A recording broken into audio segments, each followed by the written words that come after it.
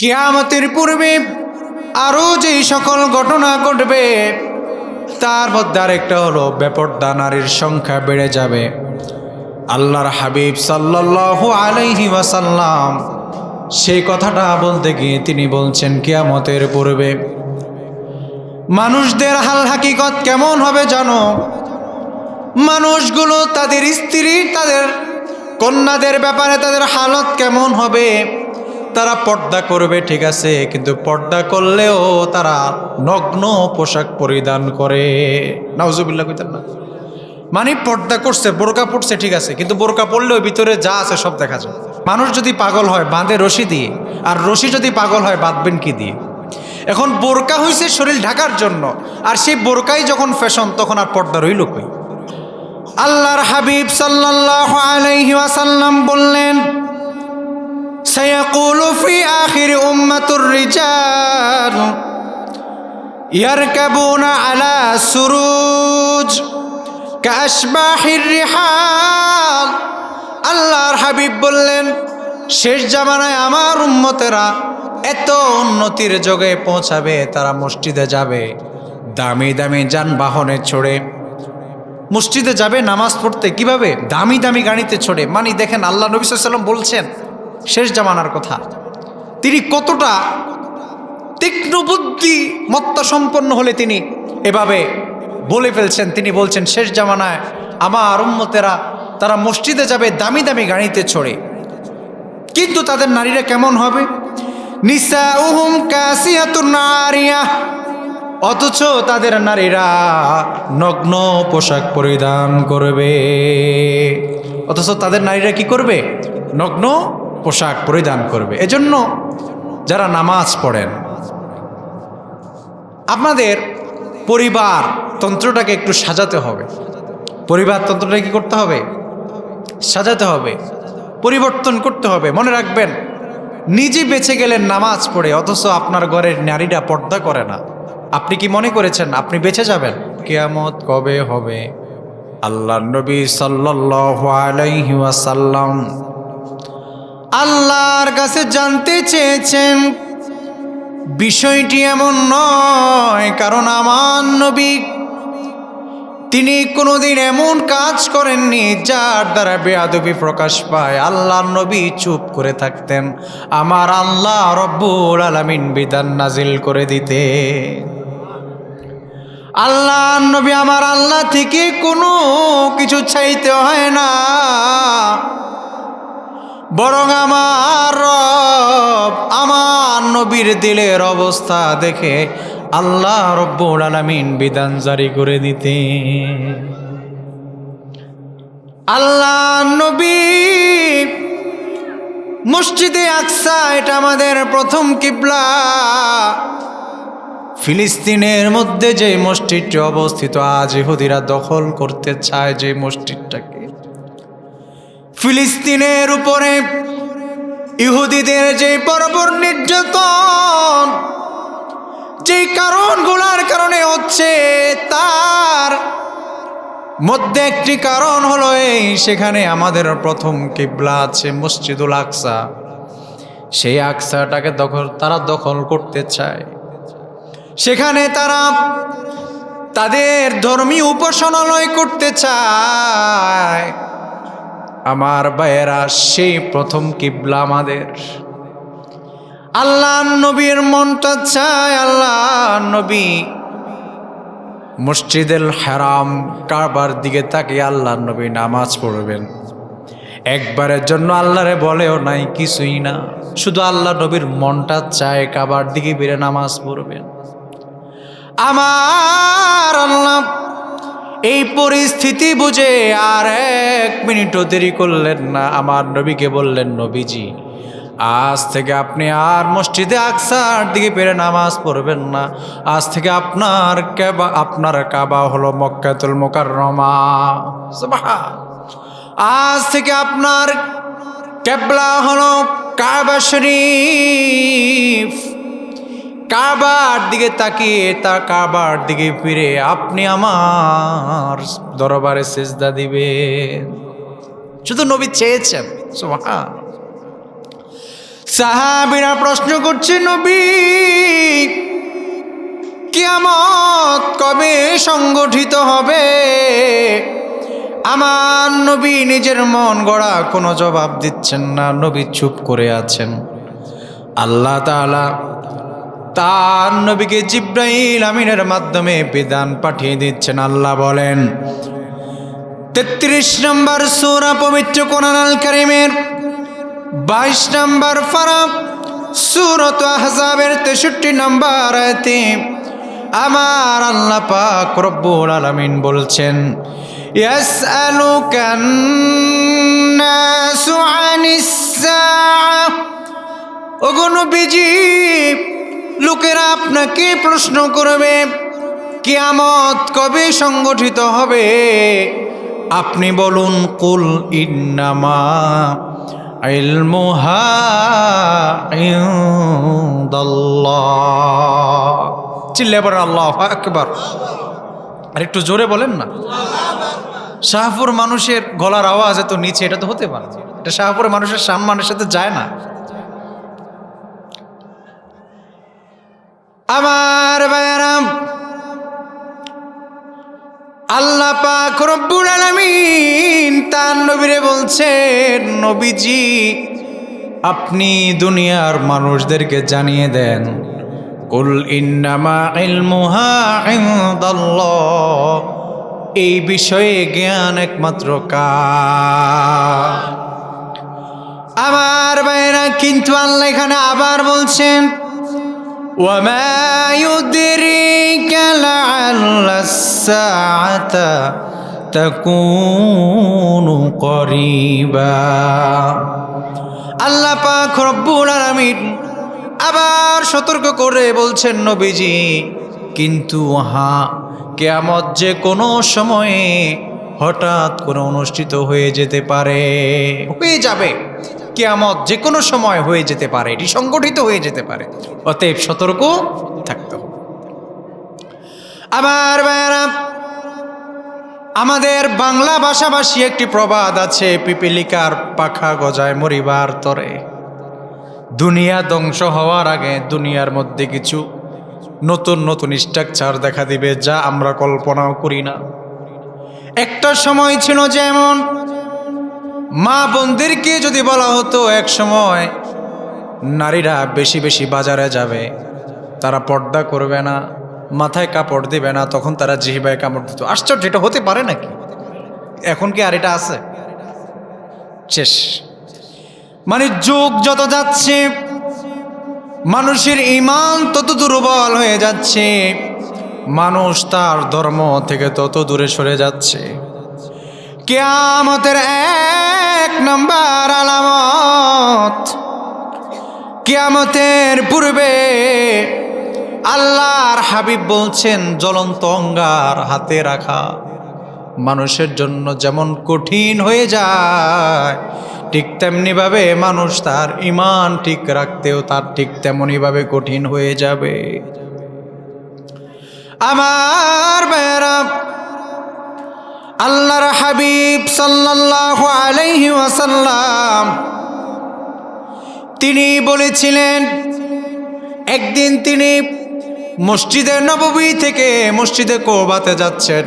আল্লাহর নবী প্রতিদিন সকালে একবার মসজিদে নববী থেকে মসজিদে কুবায় যেতেন। আমার ভাইয়েরা হেঁটে হেঁটে যেতেন। সাহাবীরা আল্লাহর নবীর সাথে আছেন।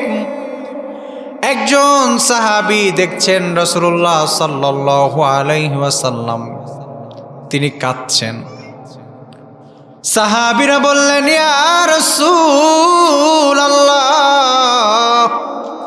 কেন আপনি কাঁদেন? কেন আপনি কাঁদছেন?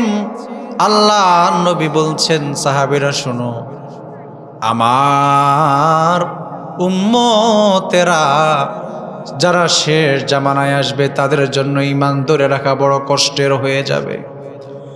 তবে জেনে রেখো রে সাহাবীরা, ঈমান ধরে রাখা তাদের জন্য বড় কষ্ট হয়ে যাবে, কিন্তু শেষ জামানায় তারা আমি নবীকে না দেখে যারা ঈমান আনছেন, আমি নবী ঘোষণা দিলাম তারা আমার উম্মত, ঠিক আছে, তাদের স্পেশালিস্ট আরেকটু উপাধি আছে, তারা আমার ভাই। তাও এত আসতে সুবহানাল্লাহ, জোরে পড়েন সুবহানাল্লাহ। একটু জোরে জিকিরগুলো আল্লাহর নামে, আমি তো সারাক্ষণই চিল্লাই, আপনারা মাঝখান দিয়ে একটু চিল্লাই বলতে পারবেন না? আল্লাহু আকবার।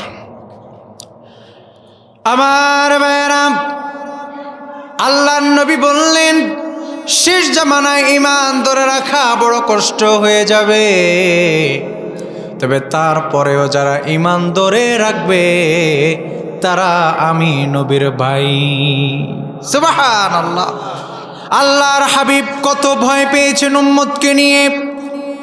আল্লাহর নবী সাল্লাল্লাহু আলাইহি ওয়াসাল্লাম বলছেন, তোমরা যদি শেষ জামানায় ফিতনা থেকে বাঁচতে চাও, আল্লাহর হাবিব বললেন বাদিরু বিআমালি ফিতনাতান কাকিতাইল লাইলিল মুসলিম ইউসবিহির রাজুলু মুমিনা ওয়া ইউমসি কাফিরা আও ইউমসি মুমিনা ওয়া ইউসবিহু কাফিরা ইয়াবিউ দীনাহু বিআরদিম মিনাদ দুনিয়া।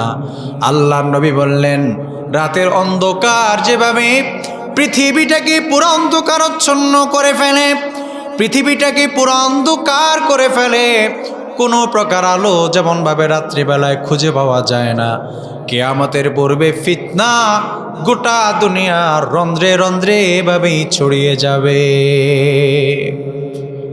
মানুষগুলোর ঈমান কেমন হবে?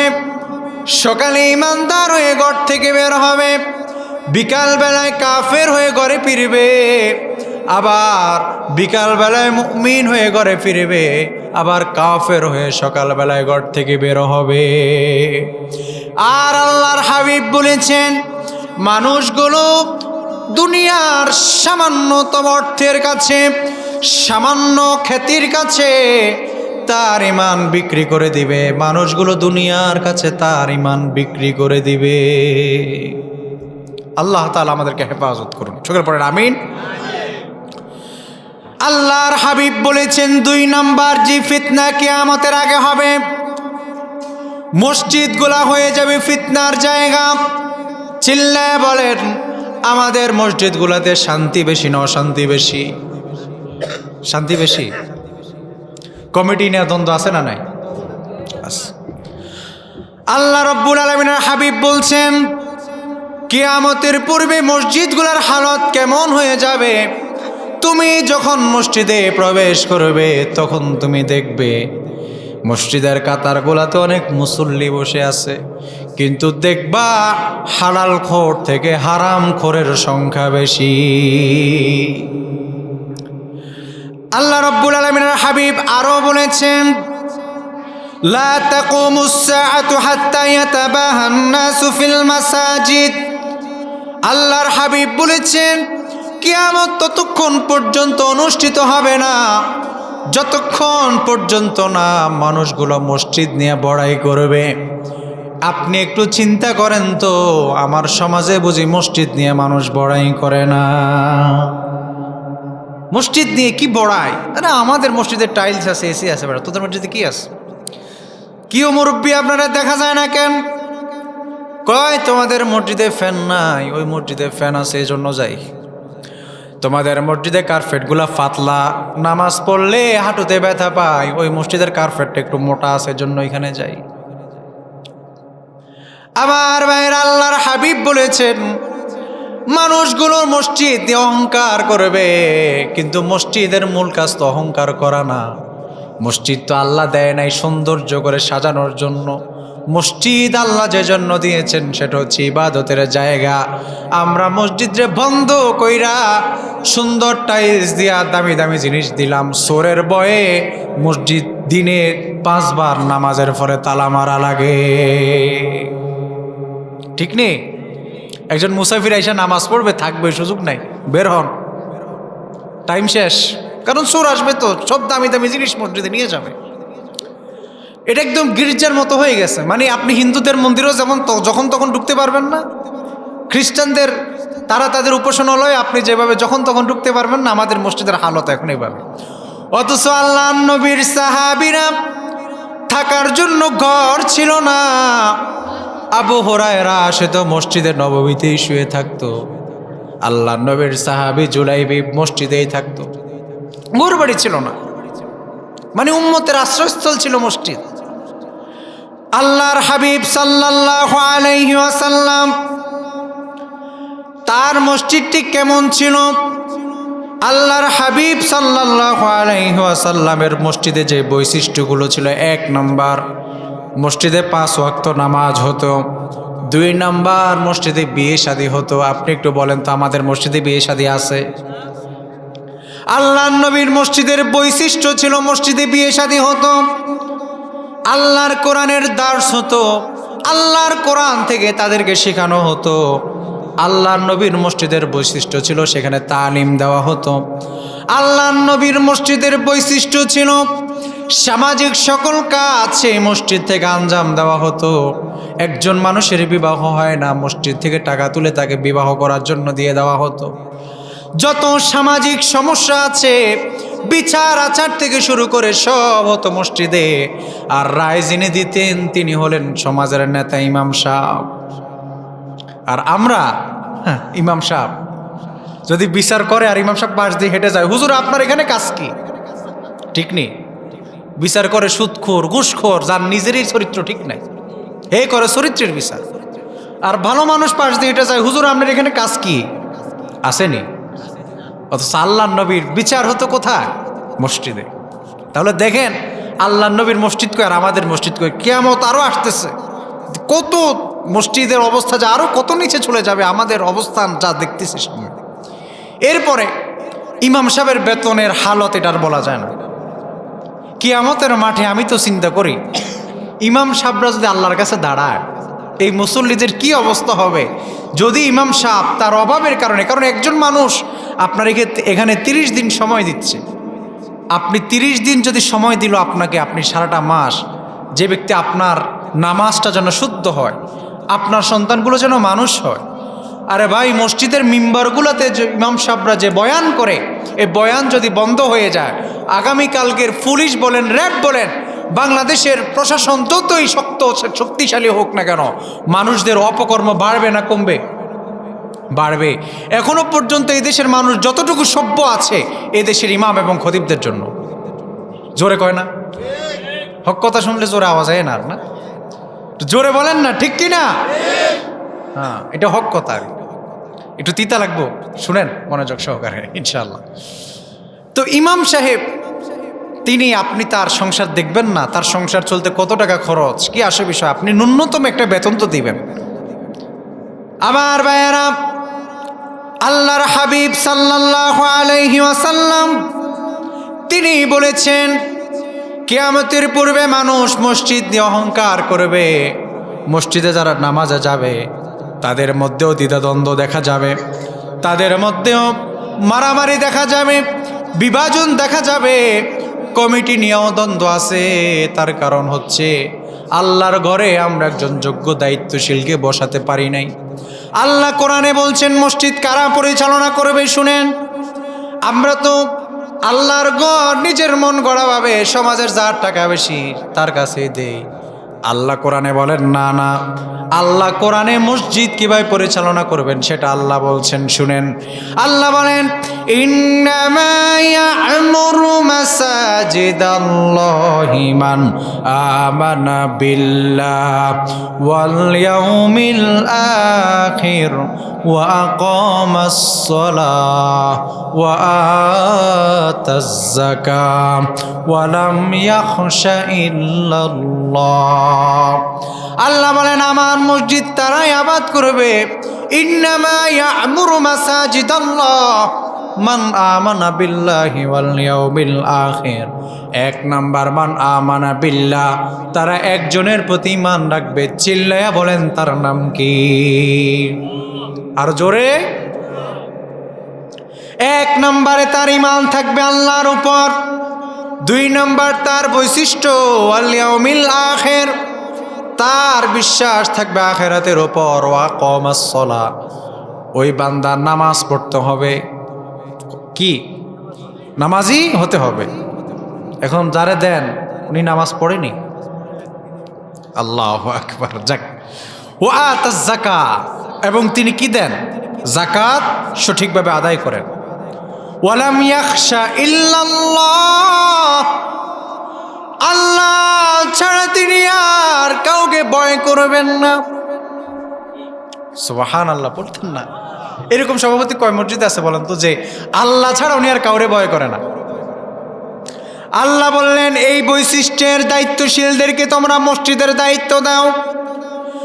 যদি তোমরা তা দিতে পারো তাহলে আল্লাহ কি দিবেন? ফাআসা উলাইকা আইয়াকুনু মিনাল মুহতাদিন।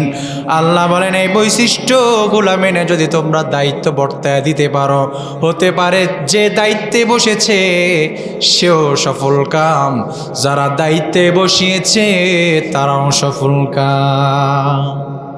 সুবহানাল্লাহ। কথা কি আমার না আল্লাহর? আল্লাহ, নাহলে কালকে আবার বলবেন যে সোলাকান্দি থেকে হুজুর আইসা যা কইছে সব আমাদেরকে দেখে দেখে বলছে। আসলে কথা কার? আল্লাহর। আমার ভাইয়েরা, এজন্য আমরা আল্লাহর ঘর মসজিদে তালিমের ব্যবস্থা করব। বয়স্করা যারা কোরআন পড়তে পারেন না, ইমাম সাহেব থেকে টাইম চেয়ে কোরআন পড়বেন, কোরআন শিখবেন, কোরআন বুঝবেন। আল্লাহর কোরআন জেনে বুঝে আমরা যদি পড়তে পারি তাহলে পরে এই সমাজ আরো সুন্দর হয়ে যাবে। আমার ভাইয়েরা, আল্লাহু আকবার। নামাজ পড়া যেভাবে ফরজ, পর্দা করাও ঠিক সেভাবেই ফরজ। পর্দার যদি লঙ্ঘন হয়, কিয়ামতের কঠিন ময়দানে আপনি পিতা হিসাবে আল্লাহ রব্বুল আলামিনের দরবারে দাঁড়াবেন। আল্লাহ পাক রব্বুল আলামিন তখন বলবে, মসজিদে গিয়ে ফরজ আদায় করলি, তোর নিজের ঘরের ফরজের খবর কই? তখন জবাব কি দিবেন? এজন্য আমার ভাইয়েরা, নামাজিদেরকে শুধু বলছি না, পর্দার অন্তরাল থেকে আমার যে সকল মা বোনেরা শুনছেন, পর্দা এটা নারীর ভূষণ, এটা নারীর জন্য সম্মানের। কোনো নারী যদি মনে করে আমার স্বাধীনতা প্রয়োজন, ইসলাম আমাকে পর্দার বিধান দিয়ে আমার স্বাধীনতাকে ক্ষুণ্ণ করেছে, তাহলে আমি মা বোনদেরকে বলবো, মারা আপনারা দামি জিনিস, আপনারা কত মূল্যবান সেটা আপনি নিজেই বুঝেন নাই। আল্লাহর হাবিব সাল্লাল্লাহু আলাইহি ওয়াসাল্লাম নারীদেরকে গোটা দুনিয়ার মধ্যে শ্রেষ্ঠ সম্পদ বলে ঘোষণা দিয়েছেন। যেহেতু শ্রেষ্ঠ সম্পদ, সেহেতু এটাকে আল্লাহর হাবিব সাল্লাল্লাহু আলাইহি সাল্লাম এটাকে সেভ রাখার জন্য বলেছেন। কারণ নারীরা এটা অতিও মূল্যবান একটি সম্পদের নাম। এজন্য এটা যদি খোলামেলা চলে, খোলামেলাভাবে থাকে, তাহলে এখানে মানুষের কুনজর, মানুষের কুদৃষ্টি, মানুষের কুপ্ররোচনা তাকে সবচেয়ে বেশি ঘায়েল করবে। আর সে যদি পর্দার মধ্যে আবদ্ধ হয়ে যায়, সে যদি নিজেকে গোপন করে, আচ্ছা স্বর্ণ এটাকে আমরা উন্মুক্তভাবে রাখি না গোপনে রাখি? আচ্ছা, এখন গোপনে রাখার কারণে স্বর্ণের দাম কি কমে গেছে? না, ঠিক তার নিজ সম্মানার্থে নিজ দাম, বরং তার দাম আরো বাড়তেছে। ঠিক নয় কি? ঠিক কোনো নারীরা যদি তাকে পর্দায় আবদ্ধ করে, তাকে দেখে কোনোদিন রাস্তার কোনো দুষ্ট ছেলেরা টিটকারি মারবে না, বরং তাকে সম্মান করবে, তার জন্য রাস্তা ছেড়ে দিবে, তাকে দেখলে সালাম দিবে। আর কোনো নারী যদি পর্দার বাহিরে গিয়ে সে যদি মনে করে যে না, আমার এটাতেই আমার সম্মান, সে বাহির হবে, সেখানেও টিটকারি করবে। দুষ্ট দুষ্ট ছেলেরা, দুষ্ট পোলাপান যারা রাস্তাঘাটে নেশা করে, এই নেশাগ্রস্তদের দ্বারা তারা আঘাতপ্রাপ্ত হতে পারে।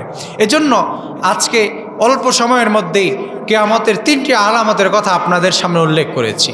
1 নম্বর কি বলুন তো, মনে আছে? ঈমান রাখা কি হয়ে যাবে? কঠিন হয়ে যাবে। কিয়ামতের পূর্বে মানুষগুলো ঈমান ধরে রাখা তার জন্য অনেক কষ্টের হয়ে যাবে। এজন্য আমরা, আল্লাহ হাবিব সাল্লাল্লাহু আলাইহি ওয়াসাল্লাম বলছেন, তোমরা তাড়াতাড়ি যখন তোমাদের উপর ফিতনা এভাবে আরোপ হতে থাকবে, তখন তোমরা তাড়াতাড়ি করে আল্লাহর পথে ফিরে এসো।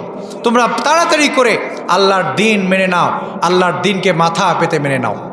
এরপর আল্লাহর হাবিব সাল্লাল্লাহু আলাইহি সাল্লাম বলেছেন, কিয়ামতের 2 নম্বর যে আলামতের কথা বললাম, মসজিদ কিসের হয়ে যাবে? ফিতনার জায়গা হয়ে যাবে। এজন্য আমরা মসজিদটাকে সংস্কার করার চেষ্টা করব, মসজিদকে সামাজিক সকল কাজের কেন্দ্রস্থল বানাবো। 3 নম্বরে বেপর্দা নারীর সংখ্যা বেড়ে যাবে। মা বোনেরা যারা শুনছেন, আজই আমরা পর্দা করার জন্য ইসলামের যে বিধান আছে আপনাদের জন্য, সেই গণ্ডির ভিতরে আমরা যেন অতি শীঘ্রই প্রবেশ করে ফেলি। যে কথাগুলো অল্প সময়ের মধ্যে বললাম, আল্লাহ তাআলা উক্ত কথাগুলো আমাকে এবং আপনাকে, আমাদের প্রত্যেককে আমল করার তৌফিক দান করুন। আমিন। ওয়া